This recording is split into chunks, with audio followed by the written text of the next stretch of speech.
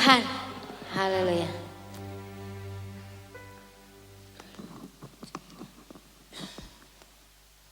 Baik Bapak Ibu yang terkasih, dalam nama Tuhan Yesus, saya percaya ada kuasa dan kekuatan daripada Tuhan lewat Roh Kudusnya di tengah-tengah kita, menyelimuti hati kita sehingga hari ini kita memiliki hati yang damai, kita memiliki hati yang tenang saat menyembah Tuhan.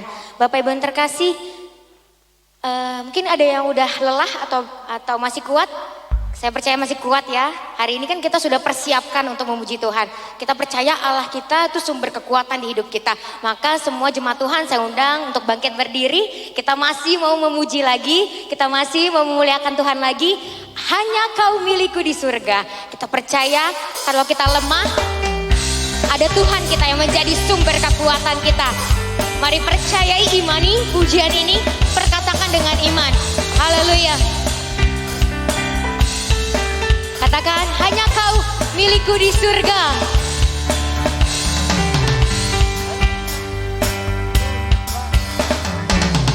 Hanya Kau milikku di surga. Ya, gak ada yang lain, tiada yang ku ingini dibu. Hanya siapa? Amin. Mari Tuhan dengar. Tak ku andalkan, tak ku andalkan kekuatanku, karena ada satu yang pasti, namun yang pasti apa? Kau tetap sah. Katakan, Allah sumber, yes, kuatku, amin. Allah sumber, kuatku, Allah sumber, kuatku dan bagianku selamanya, selamanya. Haleluya. Mari berikan tepuk tangan lagi bagi Tuhan. Kita mau katakan, hanya Kau milikku, hanya Kau milikku di surga. Gak ada yang lain, gak ada yang lain, gak ada yang ku ingini di bumi. Katakan, hanya Kau, tak ku andalkan, tak ku andalkan kekuatan, namun yang pasti ada Tuhan. Kau tetap samanya, Allah sumber. Yes, mari angkat tanganmu, katakan, Kau Allah sumber kuat kami. Yes, kuatku, Allah sumber. Yes, yes, kuatku dan bagianku. Sama sekali lagi, Allah sumber, kuatku. Yes, yes, Allah sumber, kuatku. Allah sumber, kuatku dan bagianku selamanya, selamanya. Beri kemuliaan bagi Tuhan kita dong. Haleluya. Silakan duduk Bapak Ibu yang terkasih. Haleluya. Baik. Tadi sedari tadi kita memuji, saya melihat ada beberapa wajah-wajah yang baru, wajah-wajah yang mungkin belum pernah kita bertemu sebelumnya. Saya mau mengundang ya, kalau ada yang baru datang untuk maju ke depan, untuk memperkenalkan diri. Karena kita mau saling mengasihi ya. Kalau kata pepatah dunia tidak kenal maka kata sayang, tapi kita sih anak-anak Tuhan, kenal gak kenal kita tetap sayang ya. Haleluya. Nah makanya biar kita makin sayang, maka kita mau mengenal jemaat-jemaat Tuhan yang baru dan hadir hari ini. Kita mau naikkan sebuah pujian sambil nanti setelah kalau ada jemaat Tuhan yang mau memperkenalkan diri dan juga nanti disambung. Ya nanti kita kita naikkan sebuah pujian. Yesus ajaib, Tuhanku ajaib. Tiada ku ragu lagi untuk mengikutmu Yesus.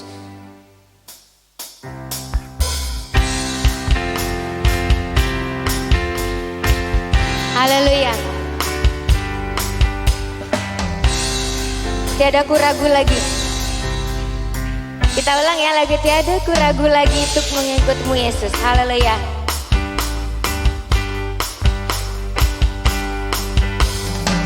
Tiada ku ragu lagi untuk mengikutmu Yesus. Tiada ku ragu lagi untuk melayanimu walau banyak rintangan dan badai pun menerpa, tiada ku ragu lagi untuk selamanya. Yesus, Yesus, Yesus, Yesus, sahabatku, penolong dalam hidupku. Ku rindu semua orang mengenalmu. Engkau jalan kebenaran yang memberi hidup yang kekal bagi setiap orang yang percaya padamu. Ya, dan Bapak Ibu yang terkasih, kita mau mendengarkan kesaksian pujian dari kaum ibu dan dilanjutkan oleh kaum pemuda sambil kita menaikkan lagu pujian ini kembali. Tiada ku ragu lagi untuk mengikutmu Yesus. Haleluya. Ayo semangat singer, senyum, smile in the world. Dengan sukacita kita katakan tiada ku ragu lagi untuk mengikutmu Yesus. Amin.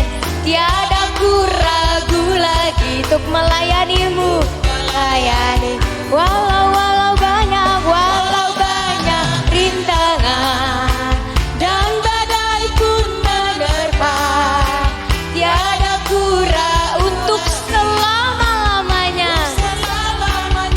Yesus, Yesus, Yesus, Yesus, sahabatku, penolong dalam hidupku. Ku rindu semua orang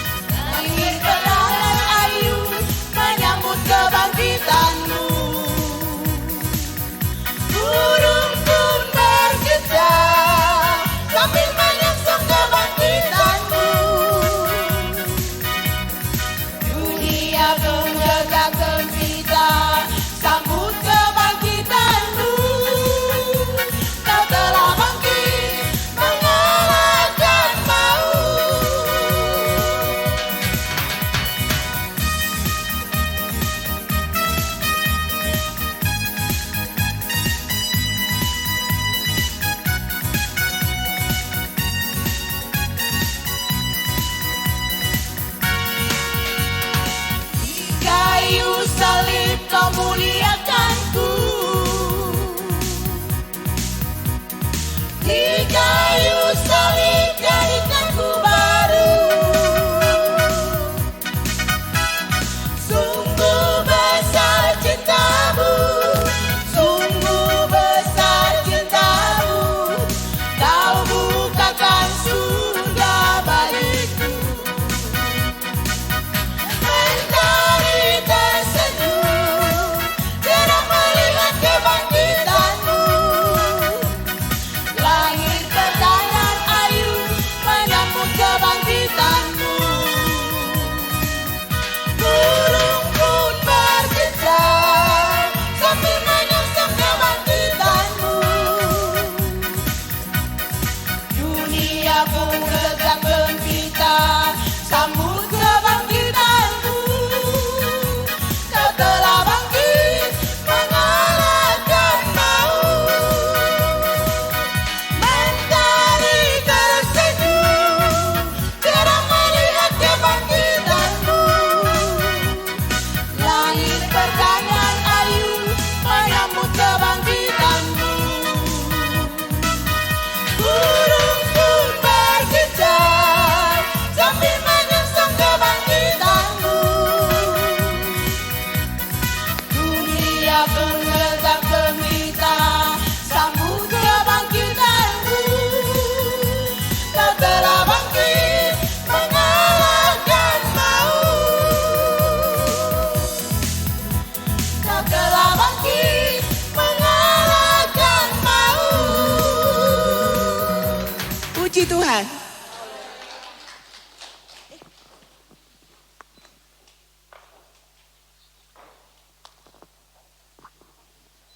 Dilanjutkan untuk pujian dari kaum pemuda.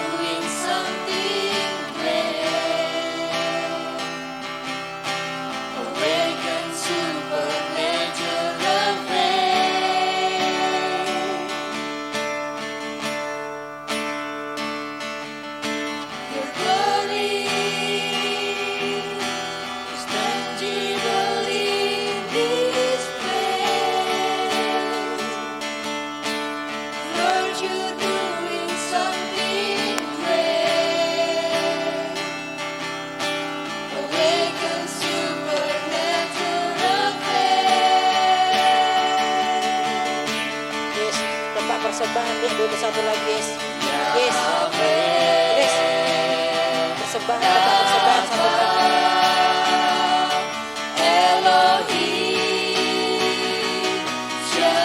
Tetap persembahan satu lagi, yes. Itu udah dua satu lagi. Kalau nggak ada, yang jelek aja di dekat member. Kalau nggak ada satu lagi.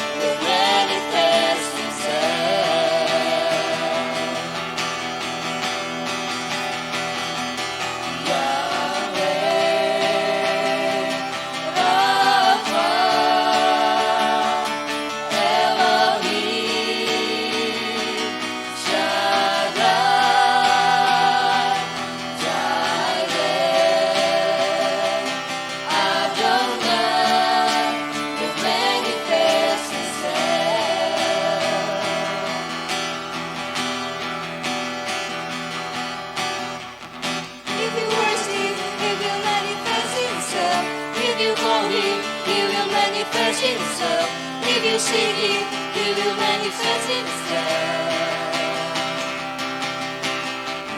If you worship, He will manifest Himself. If you call Him, He will manifest Himself. If you seek Him, He will manifest Himself.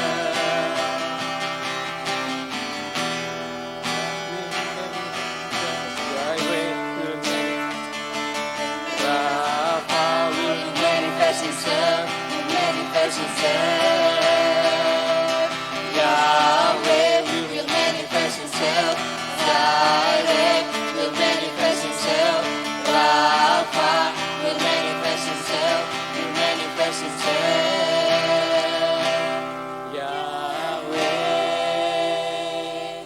Rapha, Elohim, Shaddai.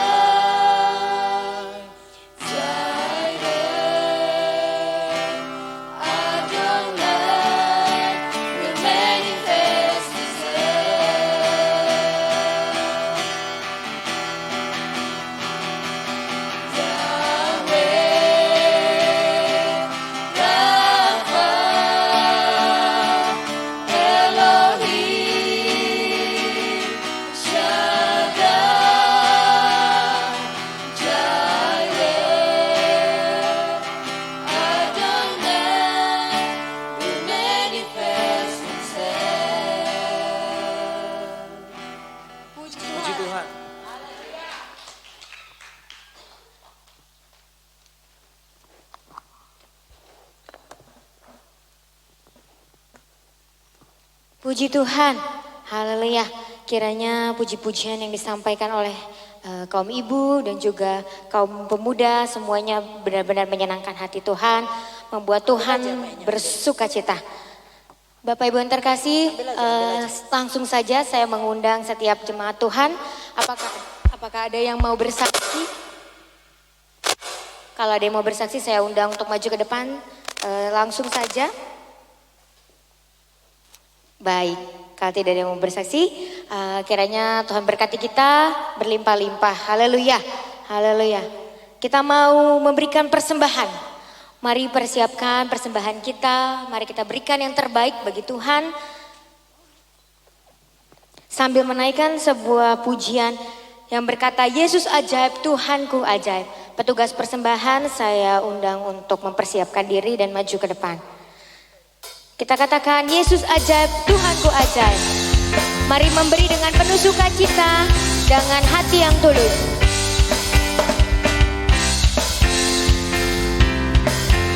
Katakan, Yesus ajaib, Tuhanku ajaib. Yesus ajaib, Tuhanku ajaib. Kasih-Nya ajaib bagiku, amin. Yesus ajaib, Tuhanku ajaib. Rahmat-Nya kekal selamanya, tak berubah kasih-Nya, amin. Setiap hari bertambah indahnya, walau bumi berlalu dan habislah ragaku. Yesusku ajaib, katakan sekali lagi, Yesusku ajaib, Yesus ajaib, amin. Tuhanku ajaib, kasih-Nya ajaib bagiku.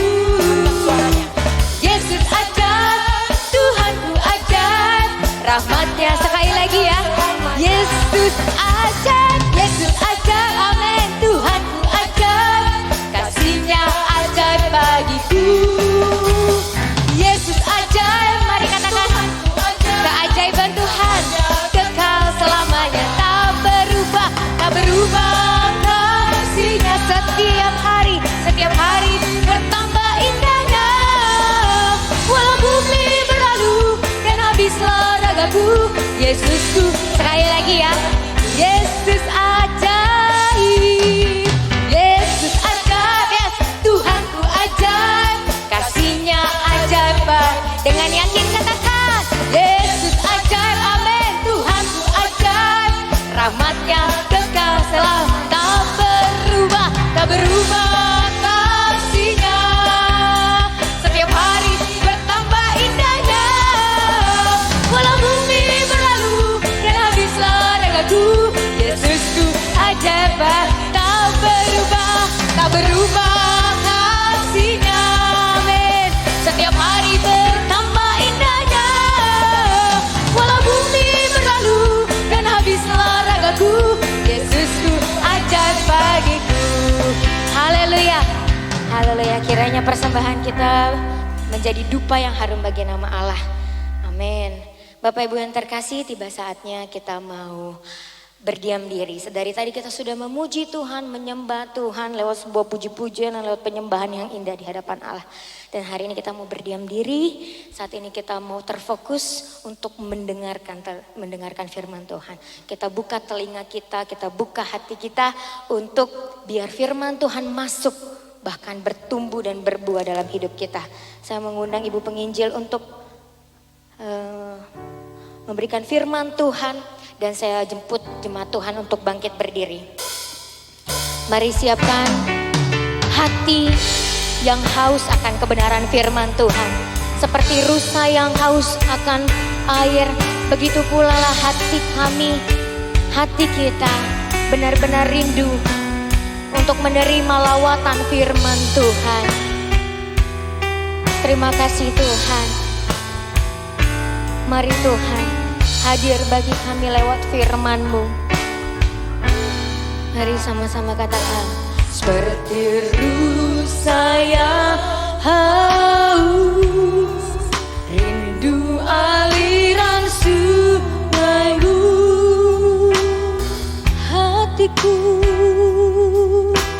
Hatiku tak tahan menunggu-Mu, bagai tanah gersang, bagai tanah gersang, menanti datangnya hujan begitu pun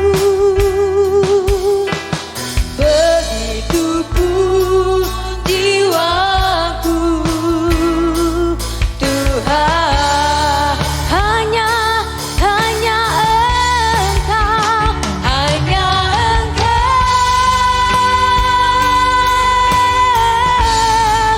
pribadi yang mengenal hatiku. Tiada yang tersembunyi bagi seluruh isi hatiku. Engkau tahu ya Tuhan. Mari Tuhan masuk, firman-Mu masuk bagi kami dan bawaku. Mari bawa kami ya Tuhan, untuk lebih dekat lagi padamu. Tinggal dalam indahnya dekapan. Sekali lagi katakan, hanya Engkau. Mari angkat tanganmu, mari siapkan hatimu, dengarkan firman Tuhan.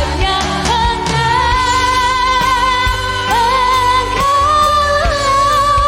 pribadi yang mengenal hatiku. Tiada yang tersembunyi bagimu, seluruh isi hatiku Kau tahu, dan bawaku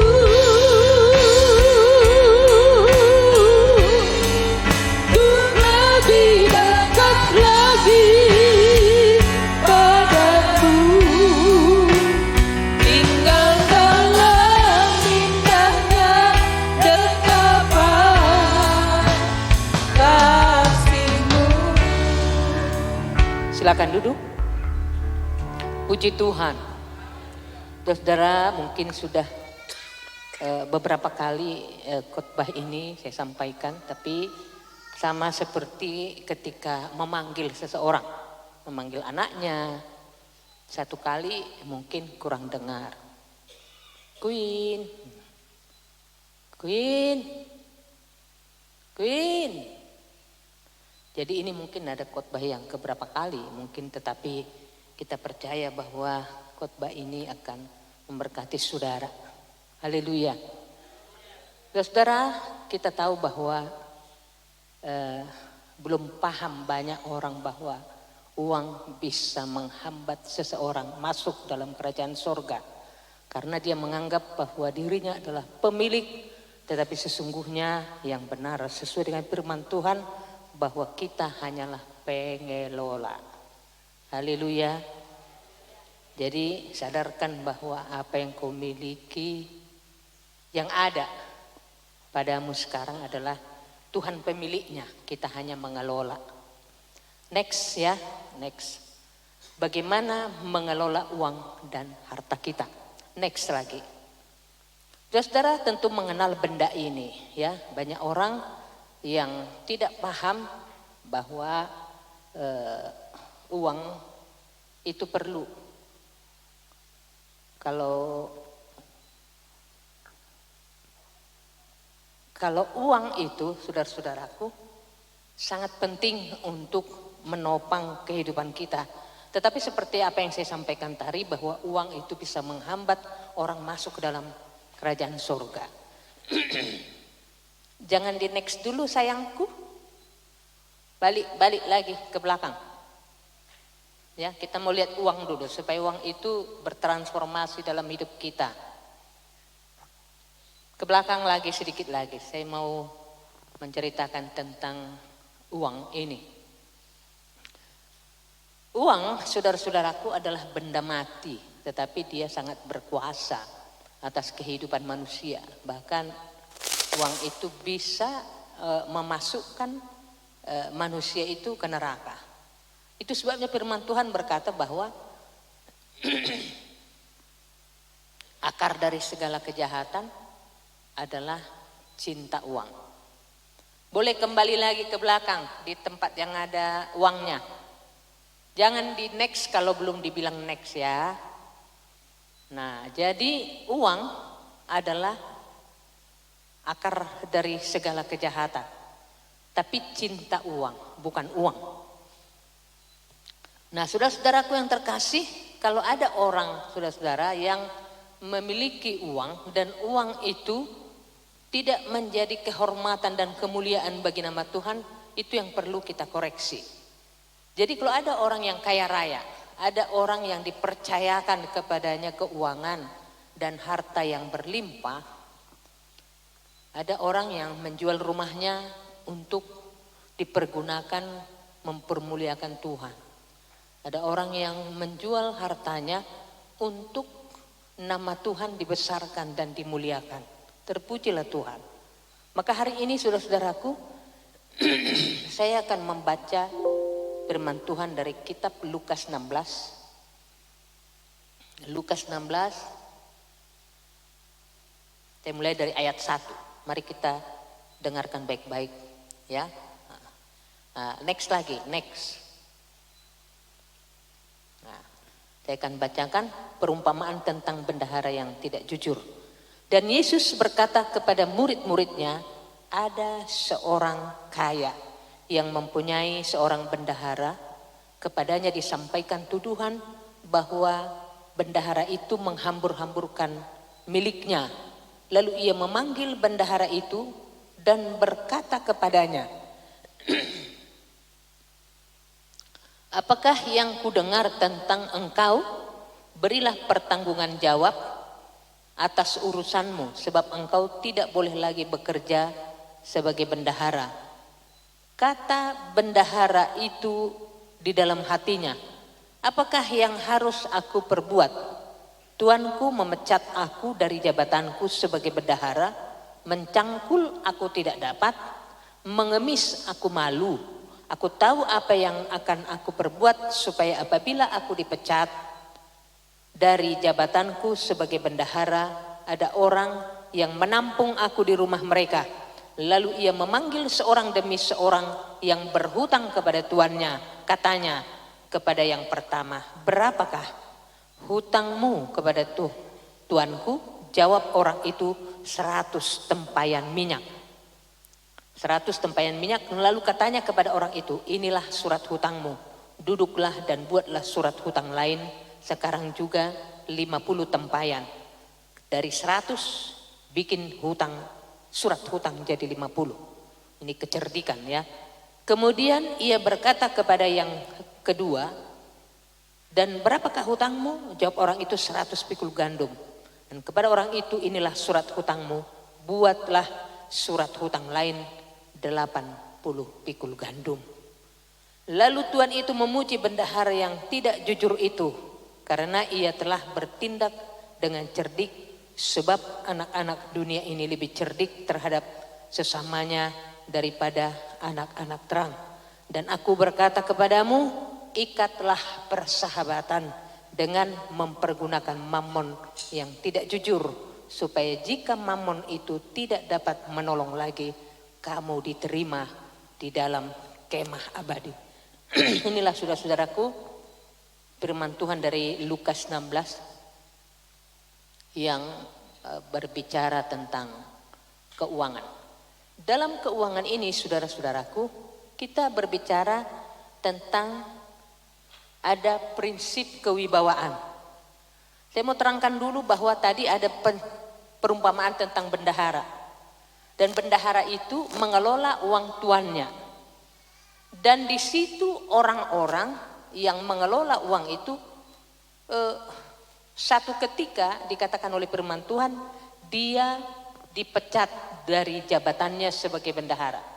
Itu sebabnya saya berpikir kalau tiba-tiba ada orang kaya, atau tiba-tiba ada orang kaya tetapi tiba-tiba menjadi bangkrut, atau sebaliknya orang yang setia kepada Tuhan dari orang-orang yang sangat diharapkan tidak pernah mendapatkan dari orang-orang miskin, tiba-tiba usahanya diberkati, maka dia menjadi kaya raya, gitu ya. Jadi artinya ada pemahaman kita bahwa dari firman Tuhan ini, bahwa kita sebenarnya adalah pengelola, bukan pemilik. Karena ada yang pemilik, ada pemilik dari harta yang dipercayakan kepada kita, yaitu Tuhan Yesus dan Allah Bapa. Dan ketika Tuhan mempercayakan kepada kita harta, kadang-kadang kita bertanya, percayakanlah Tuhan harta kepadaku, percayakanlah uang yang banyak, supaya aku mempermuliakan nama-Mu. Ya.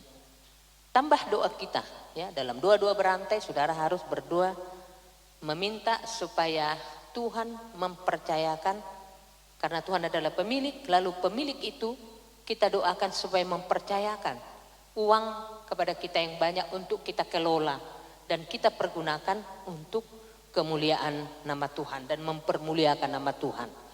Banyak orang saudara-saudaraku belajar dari firman Tuhan ini sehingga ada orang yang memahami, ada orang menjual rumahnya untuk mempermuliakan Tuhan, ada orang menjual hartanya untuk mempermuliakan Tuhan, karena ada dasar dari firman Tuhan yang timbul di dalam hidupnya. Next, prinsip kewibawaan di dalam mengelola. Kita kan tadi sudah sepakat memahami bahwa kita bukan pemilik tetapi kita adalah pengelola, sama seperti judul daripada khotbah ini. Dalam mengelola harta milik Tuhan, kita harus belajar dalam prinsip kewibawaan, prinsip kecerdikan. Tadi ada kecerdikan di situ, dan ada kesetiaan dan ada persahabatan. Kecerdikan tadi sempat kita baca, ketika bendahara ini dipecat dari jabatannya oleh pemilik harta itu, dia berkata, amak tu dia namau, mengemis aku malu, mencangkul aku tidak bisa. Mengemis aku malu, mencangkul aku nggak bisa. Sehingga dia pun menggunakan prinsip kecerdikan ini, lalu dia datang kepada orang-orang yang berhutang kepada Tuhan ini. Dia tanya kepada orang-orang yang berhutang, berapa hutangmu kepada Tuanku? Dia bilang 100 tempayan. Gitu tadi ya. Sekarang bikinlah hutang baru. Bikinlah 50. Kau berapa hutangmu? 100 pikul gandum. Ini surat hutang baru, bikinlah 80. Di dalam dunia ini memang saya tadinya tidak paham bahwa mengikat persahabatan dengan mammon yang tidak jujur ini dicatat dalam firman Tuhan. Mengikat persahabatan dengan mammon yang tidak jujur. Menurut saya itu tidak jujur ya, karena hutangnya 100 tapi dia datang kepada orang-orang yang berhutang kepada tuannya. Dalam benak saya, maka prinsip kecerdikan ini telah menyelamatkan dia. Sudah pastilah kalau saya berhutang kepada Bapak Sintua Nenggolan 100 juta, lalu ketika saya sudah dipecat, lalu saya datang, sudahlah bikin aja lah hutang 50 juta. 100 pikul gandum ke Pak Sintua Sitoro, bikin aja 80 pikul gandum, itulah hutangmu. Dan itu yang nanti akan saya pertanggungjawabkan kepada Tuhan, tempat saudara-saudara berhutang. Tapi karena dia mengelola keuangan itu begitu cerdik, saya yakin Pak Sintua Nenggolan dan Sintua Sitorus akan menerima saya di rumahnya. Pasti saya akan disambut dengan baik oleh karena saya sudah melakukan prinsip kecerdikan tadi. Nah, coba next lagi. Prinsip kewibawaan adalah ketika kita bisa mengatur uang. Uang itu begitu liar, saudara-saudaraku. Kalau uang atur kita, itu artinya kita tidak berwibawa terhadap uang. Sama contohnya ketika uang itu menjadi pengatur dan kita tidak berwibawa. Apa kata uang? Kan kadang-kadang kita mau kasih persembahan kepada Tuhan, kita mau ambil uang 50, tapi uang itu selalu berontak. Kita mau kasih uang 20, uang itu selalu berontak. Lalu dia bilang, jangan, aku 50 yang 5.000 aja, gitu kan. Akhirnya kita pun uang yang mengatur kita. Jadi uang yang berwibawa atas kita. Nah, kita kuasai uang, bukan uang kuasai kita. Ketika kita sudah berjanji kepada Tuhan, saya akan memberikan untuk pembangunan gereja 100 juta. Lalu uang itu pun memakai istri, memakai siapa saja pun atau orang-orang untuk menggagalkan keinginan dari seorang pemilik uang yang berwibawa itu. Lalu kita akan melihat bahwa uang itulah yang berwibawa karena kita tidak bersedia, ya. Kita hati-hati terhadap bagaimana pengaruh keuangan ini bisa berwibawa atau kita yang berwibawa. Uang mengatur kita atau kita yang mengatur uang. Ini maksudnya kewibawaan. Jadi artinya kita harus buat uang itu adalah budak kita. Kita memang mempergunakan uang itu sebagai alat. Jadi bukan uang yang mengatur kita atau uang yang memberikan kepada kita perintah. Nah, next lagi. Prinsip kecerdikan ini.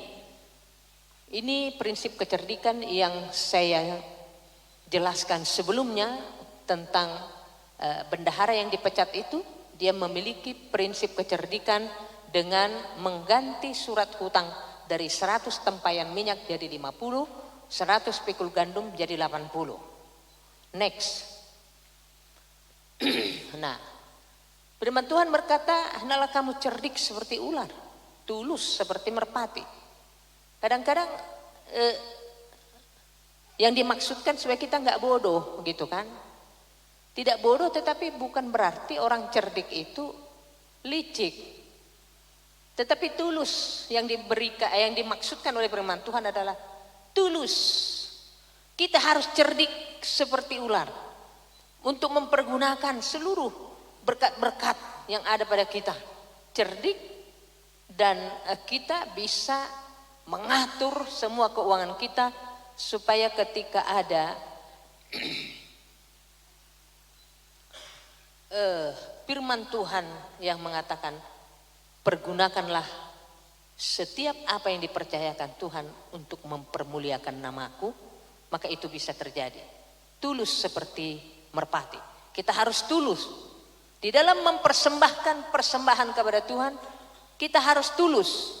Supaya jangan ada orang yang mempersembahkan keuangan yang dipercayakan kepadanya. Tetap saya garis bawahi bahwa kita tidak pernah menjadi pemilik.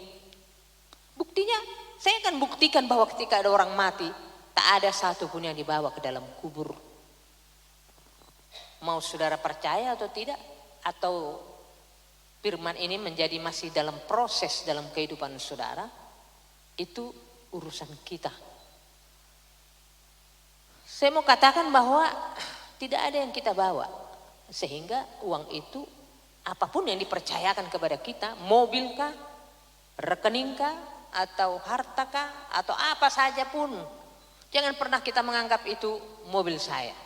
Sehingga pergunakanlah mobil itu untuk mempermuliakan Tuhan. Pergunakanlah setiap apa yang ada untuk mempermuliakan Tuhan. Next.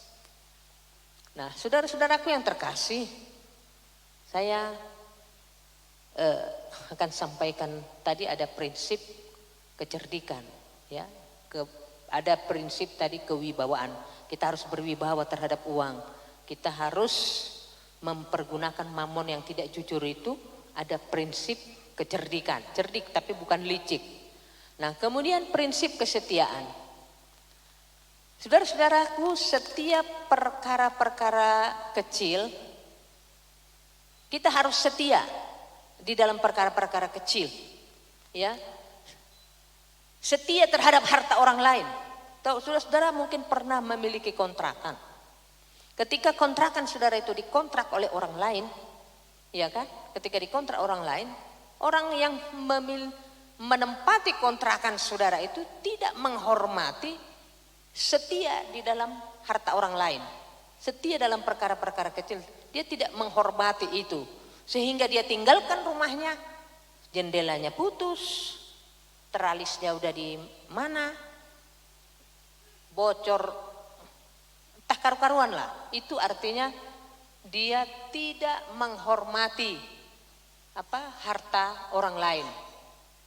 Termasuk saudara-saudaraku harta-harta orang yang kadangkala sulit untuk kita mau belajar untuk itu. Saudara-saudara sering nginap di hotel, maka ada hotel yang begitu sekarang ditentukan ketika kita masukkan kartu lalu lampu itu mati. Tapi ketika waktu saat saya masih bekerja, belum banyak hotel-hotel yang demikian, apalagi di Yogyakarta. Karena Badan Tenaga Nuklir itu hanya ada di Yogyakarta, Bandung, di Mampang Perapatan, di Serpong, dan di Cinere. Belum ada kita temukan pada waktu itu. Sehingga ketika kita masukin kamar sebuah hotel dengan kita masuk ya lampu hidup. Kalau kita mau keluar, kalau nggak kita matikan nggak mati. Lalu ketika kita sarapan, breakfast, kita pergi jemput teman. Ayo, breakfast gitu ya. Kemudian airnya nyala. Wow, karena masih pakai bak atau pakai apa lah gitu ya, atau pakai betap. Tapi betapnya itu hidup terus, airnya tumpah-tumpah. Kemudian terdengar oleh kita. Lalu kita nasihatkan supaya dimatikan, lampu dimatikan. Alah, udah kita bayar kok. Kan wis kita bayar gitu kan. Nah, kita mau belajar hal-hal demikian. Sehingga saudara-saudaraku, apa yang saya sampaikan pada awal tadi, bahwa kita bisa terhambat masuk ke dalam kerajaan surga karena uang. Ya kan? Kita tidak setia dengan harta orang lain. Karena itu punya hotel bukan kita punya. Gak apa-apalah hidup terus. Gak apa-apa, kita sudah bayar. Kita sudah bayar kan dalam porsinya. Tetapi ketika kita menghidupkan air dan lampu, listrik dan semua TV kita pergi meninggalkan dan kita kerja, pulang nanti malam baru kita matikan dan kita tidak matikan lagi. Nah, ini saudara-saudaraku yang perlu kita belajar. Ya. Kemudian setia membayar perpuluhan. Saudara-saudaraku yang terkasih, banyak orang berpikir bahwa membayar persepuluhan ini tidak dipahami. Karena persepuluhan ini adalah lambang ketaatan kita kepada Tuhan. Saya saudara-saudaraku memiliki prinsip ini. Memiliki prinsip ini. Ketika setiap tanggal 1 saya harus mentransfer perpuluhan saya. Saya merasa bahwa itulah lambang ketaatan saya kepada Tuhan. Bukan saya anggap karena Bapak Ketua itu adalah banyak memang dia, orang kayanya dia, apanya gitu kan. Lalu saya berpikir kaya dari mana? Kan kaya karena dari berkat-berkat Tuhan, dari umat-umat yang setia memberkati beliau gitu ya. Jadi setiap tanggal 1 saya sudah dan harus mentransfer. Dan saya begitu bangga saudara-saudaraku ketika saya mendapat balasan ketika bukti transfer itu saya kirimkan, no caption, tidak ada kata-kata, tapi beliau, puji Tuhan, terima kasih untuk berkat Tuhan dan diberkatilah kesehatan, berkati anak-anak, berkati pelayanan, berkati ini semua, berkati, haleluya. Lalu saya pun berkata, haleluya. Saya anggap itu adalah satu prinsip kesetiaan.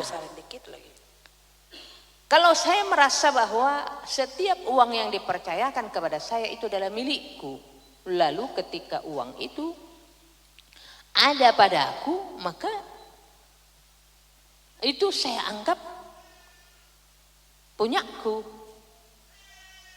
Kalau punyaku berarti kita yang ngatur. Kalau punyaku berarti kita yang berkuasa gitu ya. Nah, sehingga orang yang tidak benar dalam keuangan akan sulit masuk dalam kerajaan surga.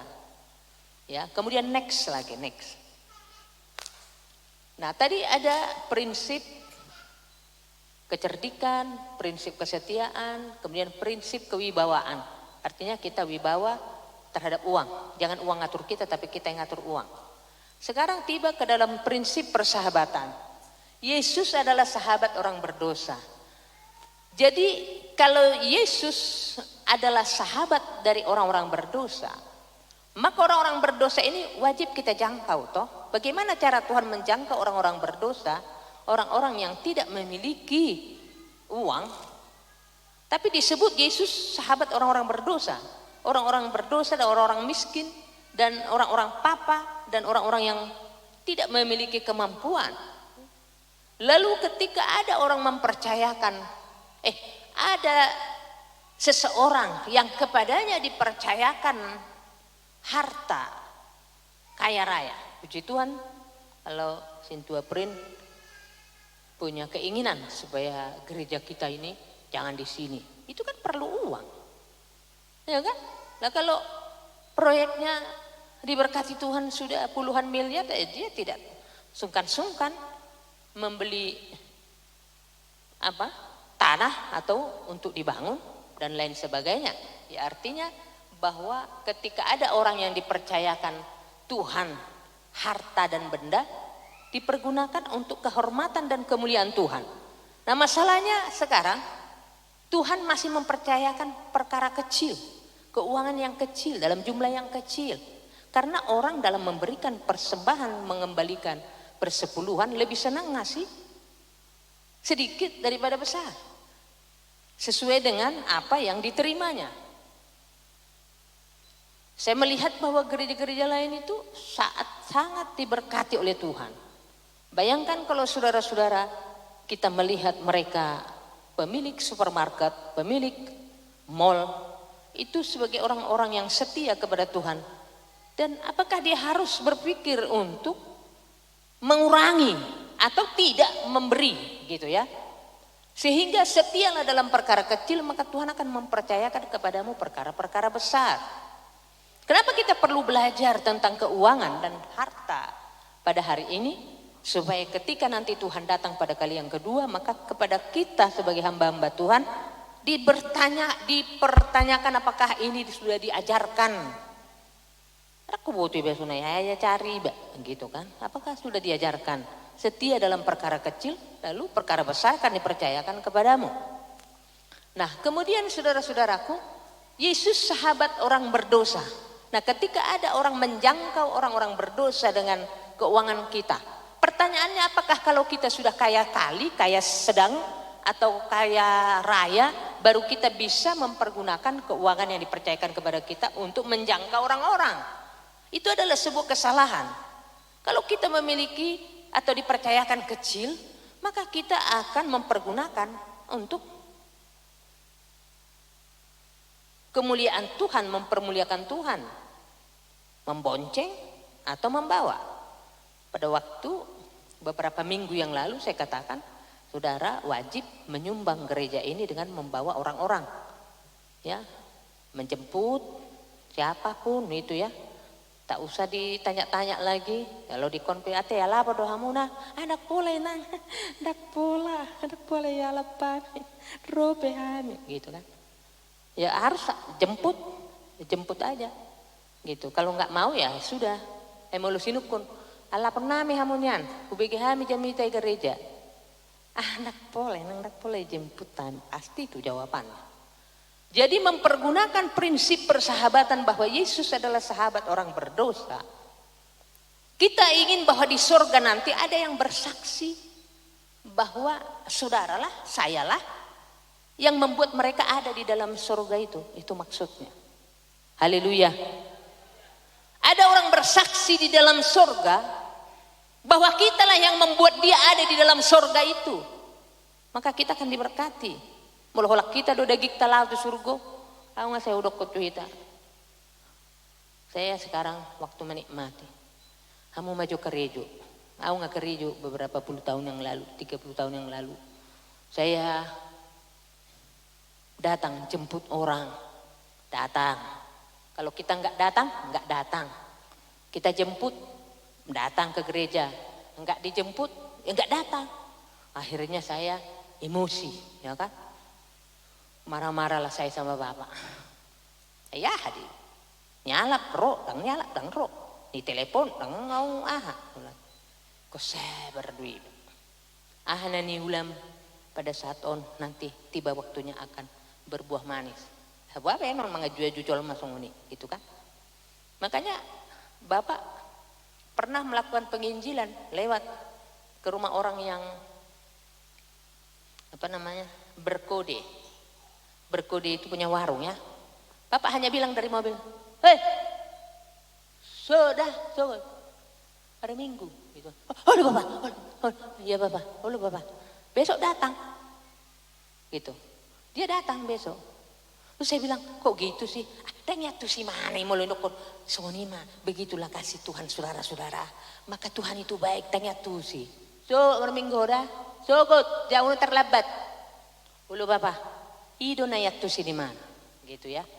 Jadi kadang-kadang penginjilan ini kita pergunakan dengan apa yang ada pada kita. Jadi kalau prinsip persahabatan itu digunakan oleh umat-umat Tuhan sekarang, saya lihat kita tidak hanya datang, duduk, diam dan pulang, tapi kita berusaha membawa orang datang supaya nanti orang-orang yang tidak pernah datang kepada Tuhan menjadi datang dan dia kelak menjadi penghuni surga. Lalu nanti di surga dia akan bersaksi alania mata situan enggula doa upu itu surgon. Haleluya. Artinya siapa yang bawa? Itu enggulan. Siapa yang bawa? Itu si terus. Jadi dak kulat daging topi tak buat tu gereja. Iya kan? Pelayanan itu bukan hanya khotbah di depan. Saudara-saudara ini, iya kan?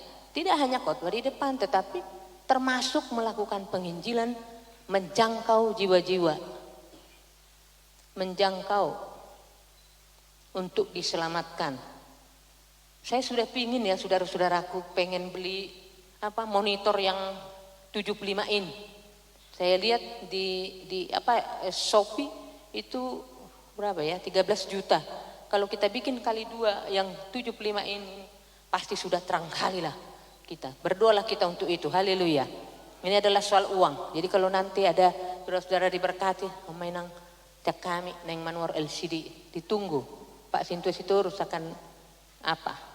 Biasanya AC ini satu dari Pak Sintu Sitorus ini, satu yang besar ini, ya 2 in. Kita pakai martata untuk Tuhan, haleluya. Apakah ada sahabat-sahabat yang menyambut kita di surga? Sudah saya jelaskan. Selanjutnya next ya. Next. Nah, cerdik dan bukan licik, tetapi tulus. Kita memiliki harta yang kita investasikan di surga. Menanam uang melalui hubungan dengan Mammon agar ada orang yang masuk surga. Gunakan harta untuk investasi kerajaan surga. Sekecil apapun investasi yang kita tanam, maka kita akan beri sedikit, kita akan menuai sedikit. Beri banyak, kita akan menuai banyak. Beri sedang, apa yang kita tanam pasti kita akan menuainya. Next. Baik. Semua orang sudah tahu pepatah ini ya, uang adalah tuan yang jahat dan hamba yang baik. Kalau uang itu kita jadikan sebagai tuan, maka uang itu akan membuat orang menjadi pembunuh, pencuri, dan bikin setiap rumah tangga jadi cakar-cakaran. Saya dulu saudara-saudaraku ketika berpikir, untunglah anak-anak yang saya lahirkan ini, waktu saya tanya bagaimana tanah ini, kan papi beli dulu, tetapi saya ingin bikin jadi tanah atas nama gereja, nggak apa-apa gitu ya. Karena saya berpikir juga kalau ini hampir 1,8 NJOP, kalau kita bikin atas nama pribadi, kalau ada nanti cakar-cakaran, tak maulah saya. Melunga atas nama gereja sudah jelas ya. Uang adalah tuan yang jahat. Jadi kalau kita wajib membuat uang itu menjadi hamba bagi kita. Hamba itu artinya uang itu kita suruh-suruh masuk ke persembahan. Kita ambil uang 50.000, kita ambil uang 100. Nggak mau lagi dia ngatur, enggak. Yang aku aja kata yang 5.000 kan. Sehingga kita pun memasukkan ke kantong persembahan itu sambil menyembunyikan. Lalu di gereja-gereja lain saya lihat biasa aja gitu ya. Tak boleh kau gulung, dungi gulung, lopik musai, gulung musai, masuk, mekel itu, ya kan? Gulung musai pak masuk, atau nggak pak masuk, ditutup musai pakai tangan nol, ya kan? Biasa aja, masukin aja. Sehingga uang harus menjadi hamba bagi kita. Uang tidak pernah. Itu sebabnya saya bilang bahwa di gereja ini tidak kewajiban kasih persembahan. Bagi jemaat baru itu harus dipahami, bukan kewajiban. Tapi saya melarang kalau saudara bukan zamannya lagi ngasih uang 2.000 ke dalam kantong. Artinya lebih baik simpan aja. Artinya pada saat itu saudara lagi tidak punya uang, simpanlah uangnya. Boleh saudara jalan ke depan menyalam hamba Tuhan tanpa persembahan. Yang Tuhan marah adalah ada uangmu tapi kau tidak mau kasih persembahan. Tapi kalau waktu dulu itu sudah puluhan tahun ya, 12 atau 14 tahun, saya pernah bilang bahwa saya tidak suka lagi lihat kantong persembahan ada uang 2.000. Dan semua hamba-hamba Tuhan di Jabodetabek tak ada yang berani ngomong begitu. Tapi keberanian percaya kita kan di atas kebenaran supaya umat-umat Tuhan itu diberkati. Karena saya berpikir orang ke kamar mandi, ke toilet, ke WC itu udah 5.000, tapi kita masih bisa ngasih lagi 2.000. Jadi artinya saya definisikan kalau 2.000 persembahan berarti lebih baik simpan aja uangnya. Tidak usah kasih persembahan karena bukan kewajiban kasih persembahan. Dan dosa melorang nilai persembahan. Tadi saya bilang bahwa uang bisa membuat orang ke dalam surga, bisa membuat orang masuk ke dalam neraka. Tetapi kalau kita tidak punya uang, kita tidak wajib persembahan. Bisa jalan pun kita datang ke gereja, itu sudah puji Tuhan. Saudara tahu nggak orang-orang di Hiluban Hisik sana di Tetano, pergi orang ke gereja jalan kaki. Kalau dari Ciawi kita nggak punya uang datang ke sini jalan kaki, kita mulai dari jam 7, saya pikir sampai ke sini. Kalau kita tidak punya uang, akar segala kejahatan adalah mencintai uang. Cinta kita terus terhadap uang ini. Uang yang mengatur kita. Uang yang berwibawa, uang yang tuan kita menjadi hamba. Sehingga banyak orang yang menjadi budak daripada uang. Ya, uang adalah tuan yang jahat. Kalau uang itu kita tempatkan sebagai tuan, maka dia menjadi pribadi yang sangat jahat. Dan ketika kita meletakkan dia sebagai hamba, maka dia adalah menjadi hamba yang baik. Next.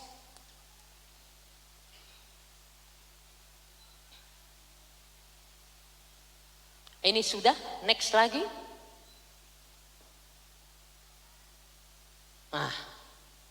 Saya mau jelaskan kepada kita, ada seorang panglima namanya Alexander the Great. Dia mengalami kesedihan karena dia sudah tidak ada lagi lawan. 27 tahun dia berkuasa, bisa mengalahkan semua dunia Eropa, ya, sampai ke Pakistan, Portugal, Eropa Utara, Eropa Selatan dia berkuasa. Nah, tiba-tiba saudara-saudaraku dia mencet. Mencet maksudnya diare. Nah, ketika dia diare, penyakit ini kan sangat sepele. Dia tidak tahu pada waktu itu kalau masih ada garam dan gula yang bisa dia minum, tapi dia berkata, saya sudah dehidrasi, bentar lagi aku akan mati. Tolonglah di kerandaku itu nanti dilobangin 2 lubang kiri dan kanan. Dan di keranda saya itu tolong keluarkan tanganku yang kanan, keluarkan tanganku yang kiri. Aku sudah tidak lama lagi akan mati. Yang saya maksudkan, saya mau tunjukkan kepada dunia bahwa tidak ada yang aku bawa dalam dunia ini. Tidak ada yang aku bawa ketika aku mati. Jadi bikinlah tanganku keluar dua-duanya. Saya mau bersaksi kepada banyak dunia bahwa saya lahir tidak bawa apa-apa dan pulang tidak bawa apa-apa. Jadi artinya uang tidak ada artinya, saudara-saudara. Tidak ada gunanya uang kalau kita sudah dipanggil oleh Tuhan. Meskipun kita memiliki jabatan. Dan kalau saudara-saudara melihat bahwa saat ini yang penyakit yang mematikan itu adalah pembuluh darah di jantung, pembuluh darah di otak itu tersumbat, ya. Sehingga ada dokter dari Angkatan Darat yang memiliki sistem pengobatan yang bisa melancarkan semua itu. Semua petinggi-petinggi republik mulai dari legislatif, eksekutif semua berobat kepadanya. Sehingga lancarlah semua pembuluh darah ini. Apa yang membuat pembuluh darah kita tidak lancar? Karena kita tidak bisa mengatur makanan sebagai asupan dalam kebutuhan kita. Sehingga makanan itu akan menghasilkan racun dan menghasilkan penyakit. Nah, jadi saudara-saudaraku, uang tidak ada gunanya. Next. Nah, saudara-saudaraku yang terkasih, ini adalah daftar nama orang terkaya. Sebenarnya saya tadi mau update daftar orang-orang terkaya tahun 2023. Siapa sudah berada di atas sampai dengan ke-10 misalnya, ya. Tapi ini sayang saudara-saudaraku, tadi komputer kita tak bisa saya edit. Nah, yang ada sekarang datanya masih lama. Tahun 2012. Saya sudah gicang, Budi Hartono, Eka Cipta Wijaya, Antoni Salim, ini udah pada mati semua nih, tapi kekayaannya itu masih diturunkan kepada anak-anaknya. Ya. Jadi artinya ada di sini Mertua Sitorus, Abu Rizal Bakri masih di nomor 4, Mertua Sitorus, Putra Sampurna. Tahukah saudara bahwa karena harta, kebanyakan harta daripada seseorang yang kaya raya, maka anak-anaknya pun menjadi cakar-cakaran. Tidi pardidi uangnya banyak, tapi ditinggalkanlah harta dengan seluruh persoalan yang terjadi bagi anak-anak. Saya sudah tekankan kepada anak-anak kalau seumur saya kelak tidur panjang, harus baik-baik, harus saling menolong. Jangan ada bersaing-saing. Kekurangan kakaknya, kekurangan adiknya adalah kekurangan bersama. Ada yang perlu dibantu, harus. Itu saya sudah tanamkan sejak dini, baik secara perkelompok maupun secara bersama-sama. Ya, ini adalah daftar nama orang terkaya dalam tabel tahun 2012. Coba next lagi. Nah, kemudian saudara-saudaraku yang terkasih, nah ini daftar. Itu tadi di Indonesia, nah ini sekarang di dunia, ini 2013. Ini udah pernah saya edit di jadi 2013. Carlos ya, Bill Gates. Bill Gates ini pemilik Microsoft Word. Emolo akan asing ya Microsoft Word naik gitu ya. Asal majo tak pahami Microsoft Word, ini majo Microsoft Word tina Microsoft Word mai gitu ya. Susah saya menjelaskan. Kemudian ada lagi Warren Buffett dan lain sebagainya. Ya kan? Yang mau saya sampaikan dalam pesan-pesan kita tentang daftar terkaya di dunia dan di Indonesia, kita mau menempatkan diri terhadap uang ini bahwa kita adalah tuan dari segala tuan dari uang yang dipercayakan kepada kita. Yang kedua bahwa kita harus memahami bahwa uang itu adalah tuan ya, uang itu kita adalah tuan, uang itu adalah hamba. Itu poinnya. Yang berikutnya, next.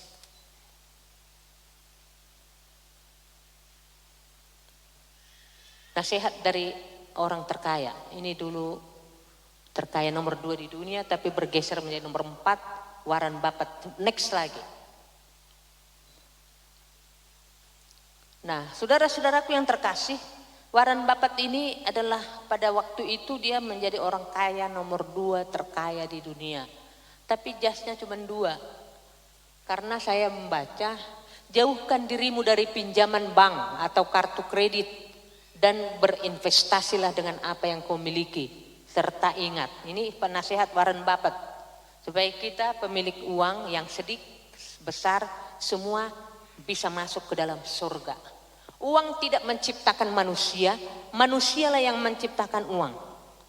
Hiduplah sederhana sebagaimana dirimu sendiri. Jangan melakukan apapun yang dikatakan orang. Kadang-kadang kan kita kan selalu melakukan apa yang dikatakan orang. Rasa cemburu itu selalu mendominasi hidup kita. Pokoknya saya harus kayak Pak Sinto Sitorus. Dia boy yau sarupa doi mana? Dia boy hamu sarupa doi mana? Karena kita itu, kita, biarlah orang lain.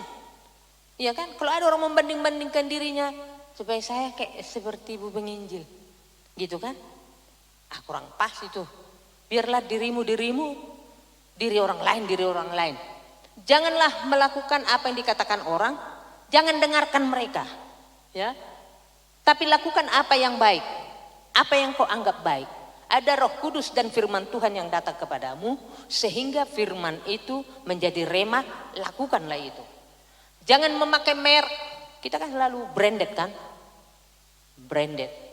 Kalau tak pakai topi, kalau narong merek AHA walaupun dia ori, nggak peduli orang mau ori mau enggak gitu ya, yang penting branded gitu.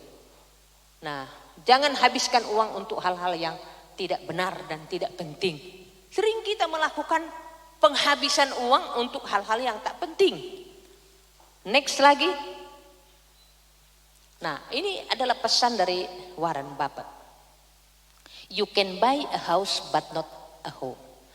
Dengan uang yang banyak, dengan uang kita mampu membeli rumah yang sangat bagus, depannya kolam renang. Ya. Tapi kita tidak memiliki kenyamanan. Uang itu bisa bikin orang tidak tidur, bisa bikin orang tidak nyaman, bisa bikin orang tidak sejahtera. You can buy a house but not a home. Kau dengan uang bisa membeli rumah, tapi tidak dengan kenyamanan. Next. You can buy a bed but not sleep. Dengan uang kau bisa beli tempat tidur yang bagus, tapi belum tentu kau dapat tidur. Dapatkah kita pahami bahwa tidur itu adalah anugerah dari Tuhan? Haleluya. Kita tidak punya apa-apa tapi bisa kolan isobah kita ngeloja kita mula menarik. Itu kan anugerah bagi kita. Daripada banyak orang nggak bisa tidur. Tidurlah jam 4 sampai jam 5, jam 6. Biasanya orang-orang kaya, perhatikanlah, coba baca buku atau buka YouTube tentang kehidupan pola hidup orang-orang kaya. Selalu lu bereng. Nak peso di waktuku sekarang saya mungkin tidak, tapi mungkin untuk anak-anak saya amini bahwa mereka akan menjadi orang yang sukses dalam keuangan. Nah, saya kadang-kadang ya berpikir dalam hidup ini memaknai uang, memakai uang, membelanjakan uang, dan semua yang menyangkut dengan uang, saya pelajari harus sepadan dengan firman Tuhan. Saya berusaha untuk belajar tentang pola hidup orang-orang kaya. Mereka bangun itu mau tidur jam 4, pokoknya jam 5 mereka sudah bangun. Makanya anak-anak kita harus kita bayangkan. Kalau ada pendeta Simajuntak yang sudah meninggal dari HKBP itu, dia menceritakan tentang bagaimana orang tua yang mendidik anak-anaknya. Ya. Jadi kalau bangun pagi-pagi, kan? Isi baho, gilo homanya matami, bulus sasa gilo mati, gitu kan? Gilo homma matami. Padahal kita kan bisa, poltak, bangun nama, bangun sayang. Kau tahu nggak Presiden Jokowi bangun itu jam 5, jam tengah 5. Jadi di pikirannya adalah bagaimana how to be a president. Dan gilokon. Kita kan mendidik anak-anak kan, gilokon mamatami. Mama tok satu so pungu pesongoni, bapakmu pesarupa do, birong musun, do, sudah pengalahun, sudah sama bapakmu. Ya kan nggak ada lagi berkat-berkat yang kita dapat turunkan, ya. Jadi orang-orang kaya itu mau seperti apapun aktivitasnya, tetapi jam 5 itu dia harus sudah bangun. Dan dia jam 4 itu baru bisa tidur, jam 5 bangun lagi. Nah, saudara-saudaraku, tidur itu adalah anugerah. Dianugerahkan Tuhan kepada kita satu kebahagiaan. Dan saya mau sampaikan kepada kita, tidur itu tidak merupakan satu-satunya istirahat. Imululu jahita, kita melakukan yang lain. Saya dulu pulang kerja itu, kadang jam 7, saya tengah 8. Kadang hujan deras, saya harus pakai mantel. Kalau saya lihat ngamar hubuk udan, tapi ngamar hubuk langit, tetapi belum hujan, saya sudah pakai mantel itu. Kalau saudara nggak percaya kan, apa lagi mau saya bilang? Saya sudah pakai celana, saya sudah pakai sarung tangan, sudah jaket 3 kali. Akhirnya sampai di tengah jalan deras hujan, saya tidak turun lagi. Saya sudah sampai di rumah. Dan sampai di rumah saudara-saudaraku, saya berusaha untuk mengatur dengan baik semua keuangan. Tadi kan saya sampaikan bahwa tidur bukanlah satu-satunya istirahat. Nah, makanya waktu hela saya berikan semangat bekerja di Serpong. Ngasaniau, udah lah ini sampai pensiun. Yang saya maksudkan supaya beliau tetap semangat dan tidak pernah patah arang, ya. Pokoknya semangat terus. Ada anak istri menunggu di rumah ataupun dan lain sebagainya. Nah, saya saudara-saudara begitu sampai di rumah capek kan? Tapi ketika kita masak, lalu masak kita lagi bikin lagu, buka YouTube. Jadi bisa kita gunakan semua potensi yang ada dalam hidup kita untuk menjalani hari-hari ini. Itu maksud saya. Jadi tidur ayang gohalak. Ya, saya punya catatan kecil tentang orang malas. Ya. Dia selalu berkata, wah, kenapa aku miskin Tuhan? Rubahlah kemalasanmu itu supaya kau menjadi orang yang rajin.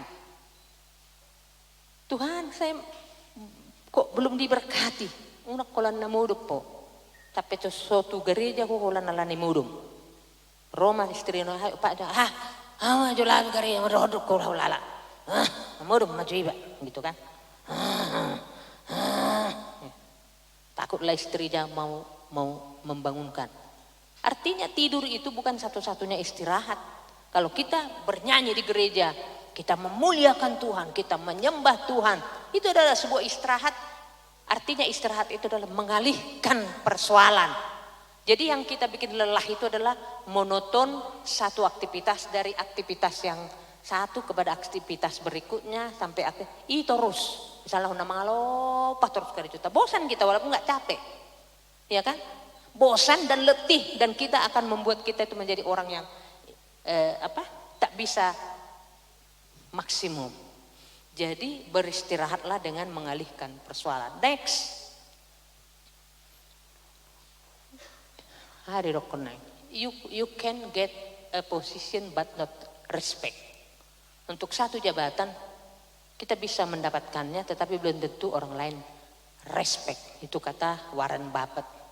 Jadi artinya orang perlu respect dengan kita, dengan bagaimana kita menjadi contoh dan teladan terhadap uang yang dipercayakan Tuhan kepada kita, ya kan? Molorong gua mobil terledak ya, taboteng halak, nggak usah ngomong lah sama Tuhan. Jijik Tuhan dengarnya. Dipercayakan Tuhan mobil kepadamu, tapi tak pernah orang menduduki mobilmu. Tak pernah kau jemput orang. Abu ma tu tanui mobil ini. Tadi kan Yesus sahabat orang berdosa. Kau jemput itu. Saya sudah perintahkan bahwa bangunlah gereja ini, ya, dengan membawa jiwa-jiwa. Molorong lo lerengmu buan, molorong lo hepengmu sautek. Rak marbeca. You can get a position but not respect. Lanjut lagi. Next. You can buy a book but not knowledge. Artinya dengan uang kita bisa, yang tadi no respect itu, dengan uang kita bisa membeli jabatan. Banyak orang legislatif yang membeli, tetapi belum tentu dia bisa aplikasikan untuk kemakmuran dan kesejahteraan rakyat gitu ya. Nah, kamu juga dengan uang bisa membeli buku yang banyak, tapi belum tentu memiliki pengetahuan, ya kan? Bayangkan saudara-saudaraku kalau ada orang punya buku banyak tapi nggak punya pengetahuan. Ya kalau ada orang nggak punya pengetahuan karena nggak pernah membaca buku, ya wajar. Tapi dia dengan uang dia bisa membeli buku banyak tapi nggak ada pengetahuannya. Nah, Tuhan, iajari tentang iman, mempercayai perkara-perkara mustahil. Nah, Tuhan, Tuhan, ngajari firman Tuhan supaya beriman dengan menggunakan iman kepada Tuhan, maka Tuhan akan berkenan. Ale tak dope kedagingan, tak dope dia sedia rohebeng mololai batu gereja. Dari mana uang kalau awak datang ke gereja? Padahal ibadah itu mengandung janji. Kalau kau tidak punya uang datang beribadah jalan kaki, selesai kan? Tidak punya uang tahu usah persembahan, selesai. Unang baca nang tu gereja lai, nang kolekte, gitu kan? Baca nang tu gereja ida, nang hola ni baju kumaus, dah belawi, terus solan ni, meile iba. Apa kadang ketika tidak ngetabu soal ni, gitu kan? Jangan ada lagi alasan nggak datang beribadah kepada Tuhan karena baju, karena uang, karena ini. Tak punya uang ongkos jalan, tak punya uang kolekte, tak usah bikin persembahan. Yang Tuhan marah adalah ketika kita punya uang tapi tidak mau memberikan persembahan. Tapi kalau tidak ada, Tuhan tidak marah. Saya jamin itu, saya klaim kepada Tuhan bahwa mereka yang setia datang kepada Tuhan dengan seluruh kerendahan hatinya pasti diberkati oleh Tuhan. Tunggu aja tanggal mainnya. Percaya saja. Unang arung na ragu-ragu. Ale unang mau toh ngajari beriman, percaya kepada hal-hal mustahil. Nah, Tuhan, kita tak menantang. Manang na oto saya simbolisi ide yang tak kuat tuh sih. Tangarong pengetahuan. Karena beriman ini juga pengetahuan. Ya kan? Mempercayai perkara-perkara mustahil ini kan memerlukan pengetahuan iman.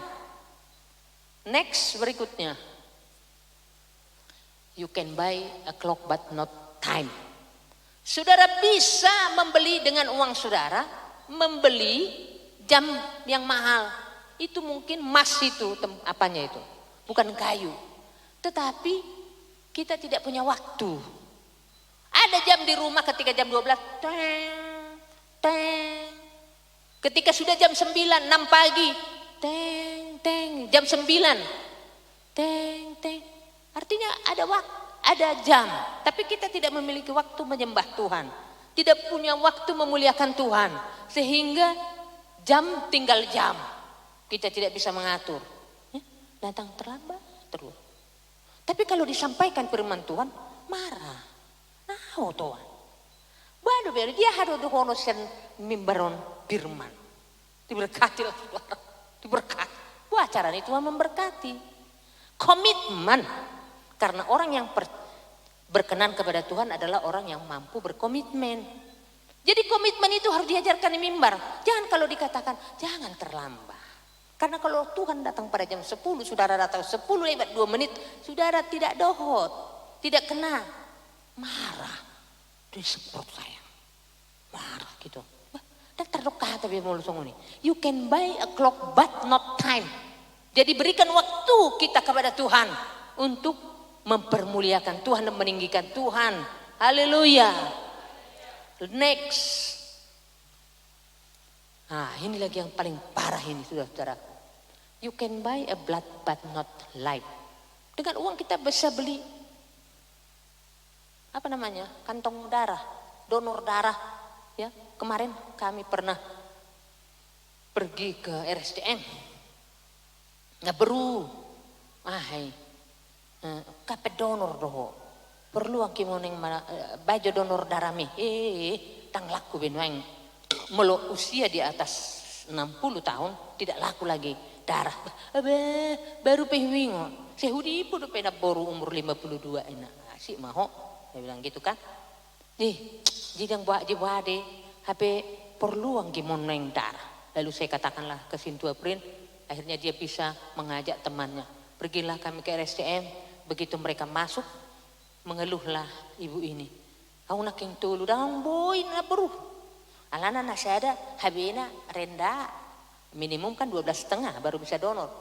Nasi ada naik, habina pasti bohu, nasi ada naik, mas susah. Ditulu dang boy, dang. Begitu mereka keluar bisa puji Tuhan gitu kan. Jadi Sintu Aprin dan temannya berhasil diambil darahnya 350 cc masuk untuk mengganti darah itu. Dan saya nggak peduli saudara-saudaraku waktu saya di bawah 60 kata orang rugi memang ngalir darah dijual itu gitu. Saya nggak mau tahu mau darah yang saya donorkan itu dijual, saya tidak perlu tahu itu. Yang penting saya sehat. Mulai donor darahku 350 cc per 3 bulan, di 2,5 bulan, per setiap 2,5 bulan. Maka saya akan sehat. Nggak peduli aku itu, nggak aku masalahkan mau dijual kayak berapa. Jadi kalau ada orang membeli darah untuk bisa hidup, ada orang menjual darah, membeli darah untuk bisa hidup, ditumpuknya sampai satu gereja ini. Tapi nggak bisa beli kehidupan. Kalau Tuhan katakan berhenti kau hari ini, kau harus tidur panjang saat ini, kau harus berhenti dan harus onamatikim, kita nggak bisa lawan. Sehingga sebelum ada waktu, selagi ada waktu dan kesempatan, seperti pujian kita, hidup ini adalah kesempatan. Mari kita pergunakan. Hidup ini adalah perjuangan, mari kita menangkan.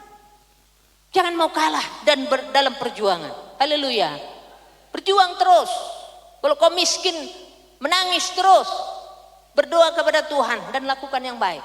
You can buy a blood but not life. Kita nggak bisa beli kehidupan. Mampu pun kita membeli darah, kita nggak bisa membeli hidup. Tuhanlah penentu hidup kita. Dan ketika kita mati, tidak ada yang bisa kita bawa. Satu pun. Kalau kita jajarin mobil kita 5, ada yang Matic, ada yang Honda, ada yang Toyota, ada yang sudah lengkap. Sehingga kalau nanti ke sana, oh ini Toyota dibawa. Kalau kita nanti ke sana, molomata hita tuksa bilik sada mobil tangboy wonota. Ada dulu orang kaya mati, dibikinlah kuburannya besar kali. Karena dia minta supaya diwasiatnya supaya ada motor bagus. Dia minta dia di atas motor itu dikubur. Serius? Ya. Jadi saya anggap bahwa saudara tersenyum ini masuk semua firman Tuhan hari ini. Haleluya. Jadi dia udah bernazar. Baru bernazar teh. Berwasiat. Saya harus di atas ini dan saya harus pakai kaos yang paling mahal itu. Lalu dia begitulah dia dikubur. Cuman itu yang bisa dia bawa. Jangan-jangan ada yang bongkar itu, diambil motornya, matilah dia di situ kan. Jadi next berikutnya.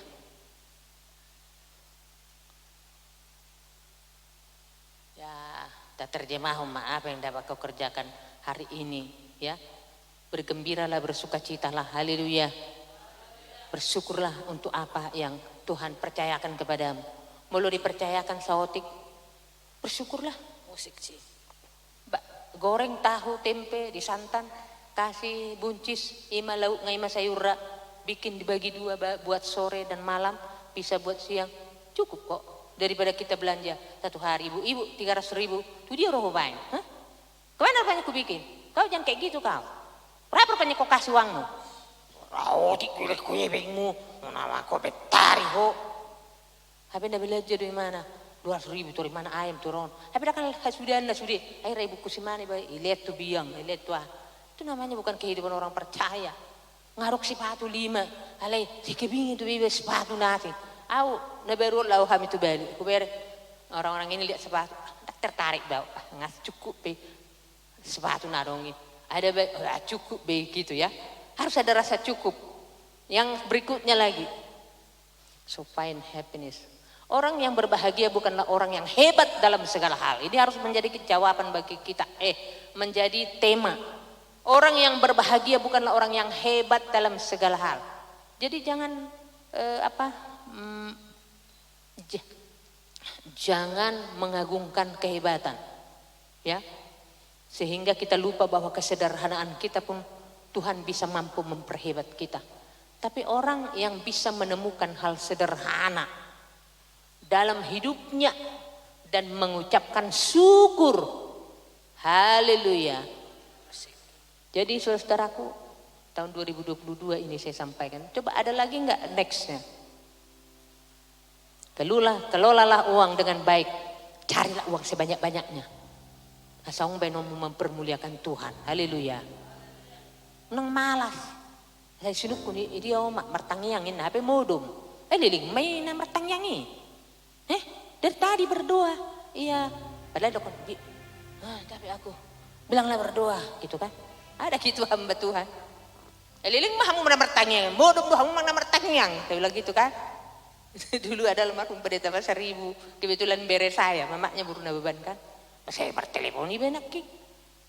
Saya honda muru, honda martangyang. Biga job apa martangyang? Tak sebat doa moniku. Nah tulangannya gitu kan. Kelola uang dengan baik. Cari uang sebanyak-banyaknya. Rajinlah bekerja supaya Tuhan memberkati dan mempercayakan uang yang banyak kepada saudara. Mana konda modum? Cari aktivitas. Mau lo luluan. Aku lawi batu pinggir jalan. Kita beli 3.000, kita jual 3,5. 2 kotak 1 jam pasti habis. Kalian malah honda mudum beiba. Mudum pagi, mudum siang, mudum sore akhirnya kaki pun pegal. Kaki pun jadi tak bisa digerak-gerakkan. Jadi jangan tidur aja. Apalagi ibu-ibu. Suaminya kan pulang dari bank. Perbankan. Bagaimana itu perbankan atau Pertamina lah dulu ya. Saya bilang, mulai saya Pertamina, istrinya tidur. Gak tahu dia suaminya ini berangkat, gak tahu datang. Akhirnya suaminya ini ketemu sama tukang jam. Jadi perselingkuhan itu tidak pernah. Perselingkuhan itu bukan karena laki-laki itu hidung belang. Bukan hanya semata-mata laki-laki itu hidung belang. Tapi karena istrinya tak bisa ngatur. Tunggu di suami kudang hidung belang. Suami kuna berjuang. Malah martang yang pejauh nami sokoni budarinya tersabo. Ata doi. Tapi kalau ketemu, ija budak kelek kamu sarapan, iya kan? Tapi di jalan ada orang, Mas, minum jamu dulu ya. Jamu apa itu? Akhirnya dia minum jamu, lambuklah perutnya. Besok dicari lagi itu. Kau nggak dicarinya. Coba aja kalau kau pulang pergi dari mana ibu-ibu.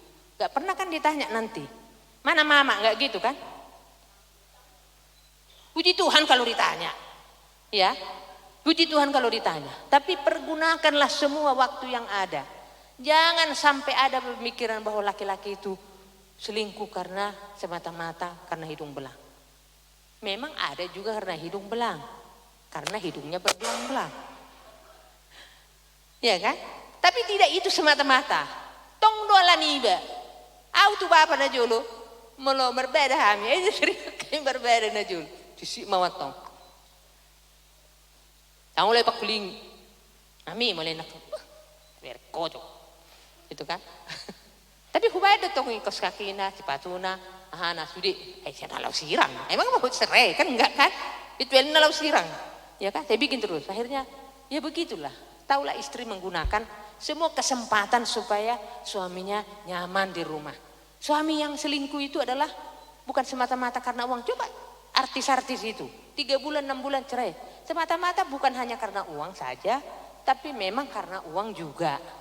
Tapi karena kita nggak menempatkan diri sebagai istri, tidak mengatur dengan baik, tidak mengurus dengan baik, tidak mempersiapkan. Ibu-ibu kalau sudah hari Minggu itu, mau hari Minggu, malam minggunya itu sudah mulailah di tempat tidur. Sugot kita tuh gereja dapat, gitu. Nah, gereja kita sogot. Apa tuh gereja? Tuh gereja mulai nak kok, gitu kan? Nah, Pak. Besok kita ke gereja ya Pak. Yang mana baju mau aku bikin Pak? Gitu kan. Ya bikinlah yang situ. Yang mana pun itu. Gitu ya. Saya berharap khotbah hari ini akan memberkati kita semua. Haleluya. Kelola uang dengan baik. Cari uang sebanyak-banyaknya. Jangan malas. Pokoknya semangat. Tuhan Yesus memberkati. Saya jemput saudara bangkit berdiri. Kita lahir tidak bawa uang. Tidak bawa apapun. Dan pulang pun tidak bawa apa-apa. Sehingga hidup ini adalah sebuah kesempatan. Kita naikkan pujian ini. Hidup ini adalah kesempatan. Turun dikit ya.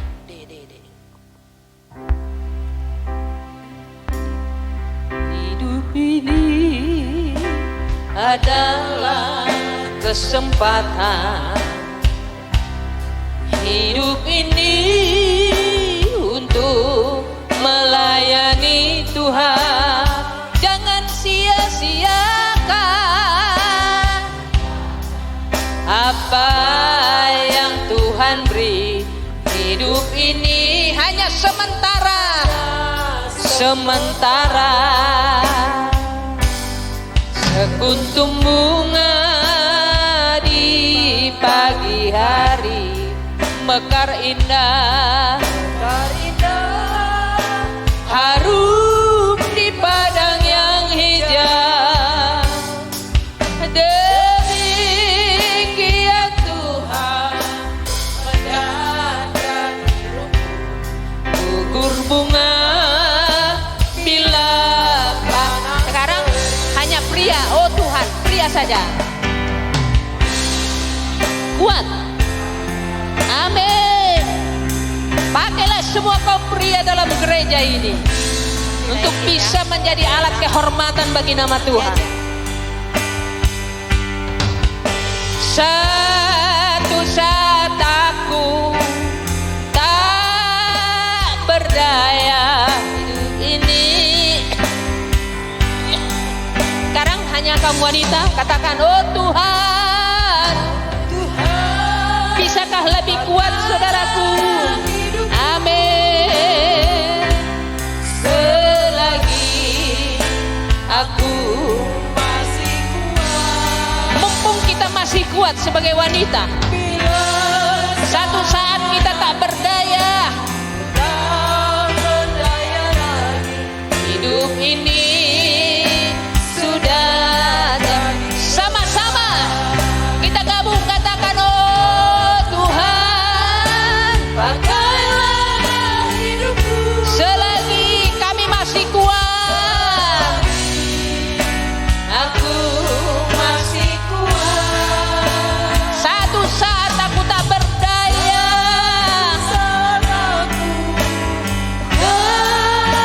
berdaya.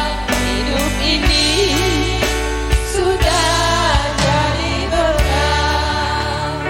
Firman-Mu telah disampaikan Tuhan, maka Tuhanlah menumbuhkan firman-Mu dan menjadi catatan-catatan bagi setiap umat-Mu yang mendengarkan. Diberkatilah setiap orang yang menyendingkan telinganya dengan firman ini. Maka biarkanlah firman itu menjadi rema dalam hidup kami, supaya kami pahami bahwa kami sebenarnya bukan pemilik atas uang, tetapi kami hanya pengelola saja Tuhan. Oleh sebab itu biarlah kami merendahkan hati kami, bahwa kami sadari bahwa apa yang Kau percayakan kepada kami hanya sementara. Dan kalaupun kami mati, tidak ada satupun kebendaan dan harta itu yang kami bawa mati.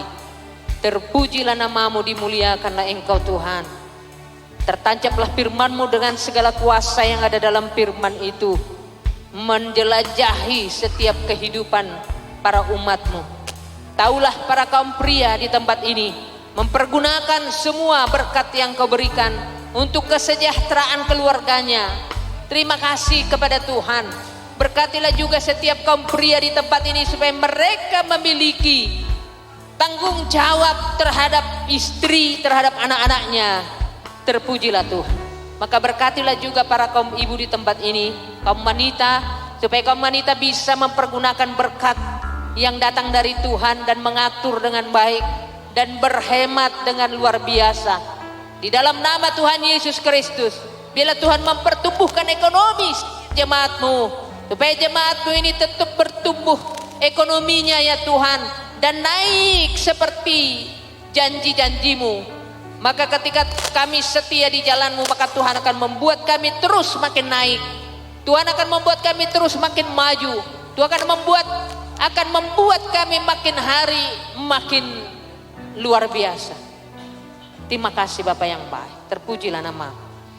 Berilah kepada hamba-Mu ini juga kekuatan untuk menyampaikan firman Tuhan, supaya setiap firman yang disampaikan dapat tertancap, dapat dipahami oleh setiap yang mendengarkan firman Tuhan. Dimuliakanlah Engkau Tuhan. Mungkin sudah beberapa kali khotbah hari ini disampaikan beberapa waktu yang lalu, tapi saya percaya semakin sering disampaikan, maka semakin dapat dipahami dan semakin bisa dimengerti. Itulah Tuhan Yesus, keinginan kami. Terpujilah nama-Mu. Terima kasih Tuhan, diberkatilah setiap kaum ibu, supaya kaum ibu bisa mengatur keuangan dengan baik. Diberkatilah semua orang yang menyelenggarakan ibadah ini, mulai dari setiap orang yang bermain musik. Berkatilah ya Tuhan. And keyboard, bass, dan juga drum. Diberkatilah mereka, masa depan mereka. Diberkatilah the singer, kaum ibu yang dengan sungguh-sungguh bisa mempersembahkan pujiannya kepada Tuhan. Diberkatilah ya Tuhan. Dan juga MC, berkatilah dia ya Tuhan. Engkau tahu apa yang perlu baginya. Kau bukalah setiap pintu tertutup baginya. Kau bukalah setiap jalan tertutup baginya dalam nama Tuhan Yesus Kristus. Kalau ada yang sakit di tengah-tengah umat-Mu, dalam nama Tuhan Yesus sembuhkanlah ya Bapa. Kalau ada yang berkekurangan, limpahilah mereka dengan rahmat-Mu yang luar biasa. Kalau ada yang kurang percaya, tambahkanlah iman mereka supaya mereka percaya kepada firman Allah. Dalam nama Tuhan Yesus Kristus. Kalau ada yang bersusah hati, biarlah Engkau memberikan kepadanya juga Tuhan penghiburan. Kami berdoa Tuhan untuk semua yang membutuhkan pertolongan, Tuhanlah menolong hidup kami. Terpujilah nama, dimuliakanlah Engkau. Terima kasih Tuhan, kami persembahkan segala pujian, hormat, dan ibadah ini menjadi ibadah yang berkenan kepada Tuhan. Dimuliakanlah Engkau. Dalam nama Tuhan Yesus Kristus, kami sudah berdoa, kami sudah mengucap syukur, haleluya. Amin. Kita naikkan pujian haleluya 12 kali.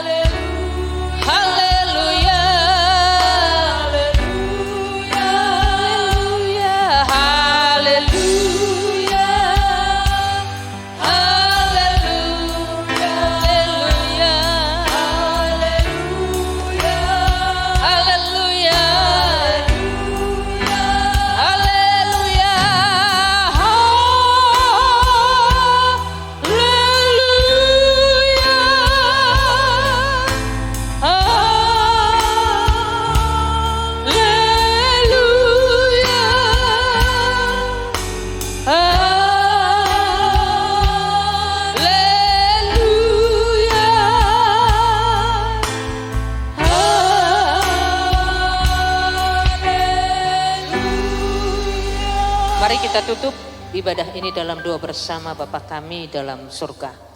Bapa kami dalam surga, dikuduskanlah namamu, datanglah kerajaanmu, jadilah kehendakmu di bumi seperti di surga. Berikanlah kami pada hari ini makanan kami yang secukupnya. Ampunilah kami akan kesalahan kami, seperti kami mengampuni orang bersalah pada kami. Janganlah bawa kami dalam pencobaan, melainkan lepaskan kami daripada yang jahat. Karena Kau yang punya kerajaan dan kuasa dan kemuliaan sampai selama-lamanya. Haleluya. Semua kita yang percaya sama-sama katakan amin. Silakan duduk. Kita naikkan satu pujian kepada Tuhan. Apa ya? Naporsiai kosemonang deh. Kita harus menang. Menang terhadap apapun. Haleluya.